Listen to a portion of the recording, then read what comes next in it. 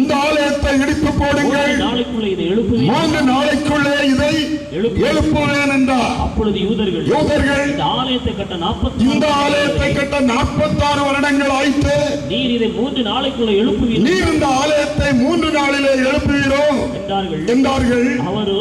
அவரோ தம்முடைய சரீரமாகிய ஆலயத்தை குறித்து பேசினார்.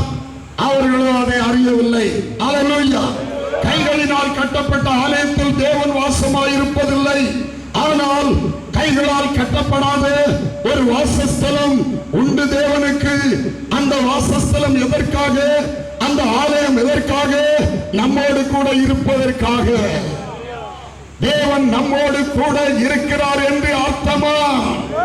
இயேசு என்கிற கன்னிமரியாளின் வயிற்றிலே உருவாகின அந்த மனித சரீரத்தில் வாசம் பண்ணி தேவாதி தேவன் நம்மோடு கூட இருந்தார். அவர் உலகத்தில் இருந்தார், உலகமோ அவரை அறியவில்லை. யோவான் 1:10 சொல்கிறது. அல்லேலூயா. அவர் உலகத்தில் இருந்தார், உலகம் அவர் மூலமாய் உண்டாயிற்று, உலகமோ அவரை அறியவில்லை. உலகத்தை உண்டாக்கின தெய்வம் இந்த உலகத்தில் மனிதர் நடுவிலே ஒரு மனித ஆலயத்துக்குள்ளே மறைந்தவராய் நடமாடுகிறவராய் இருந்தார். ஆண்டவராய் இயேசு யோவான் எழுதின சுவிசேஷம் 4ஆம் அதிகாரம் 19 கீழே வரும்போது சமாரிய ஸ்திரியோடு சம்பாஷணை பண்ணுகிற வேளையிலே அல்லேலூயா, அந்த ஸ்திரீ சொன்னாள், ஆண்டவரே, எங்கள் முற்பிதாக்கள் மலையிலே தொழுது கொண்டு வந்தார்கள், நீங்களோ எருசலேமில் இருக்கிற ஆலயத்தில் தொழ வேண்டும் என்று சொல்லுகிறீர்களே. உடனே இயேசு சொன்னார், ஸ்திரியே, நான் சொல்லுகிறதை நம்பு. எருசலேமில் மலையில் மட்டுமல்ல, பிதாவை எங்கும் தொழுது கொள்ளும் காலம் வருகிறது, அது இப்பொழுதே வந்திருக்கிறது.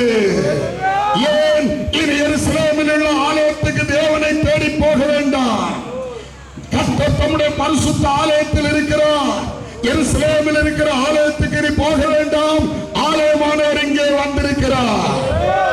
ஹல்லேலூயா. எங்கும் அவரை தொழுது கொள்ளும் காலம் வரும், அது இப்பொழுதே வந்திருக்கிறது.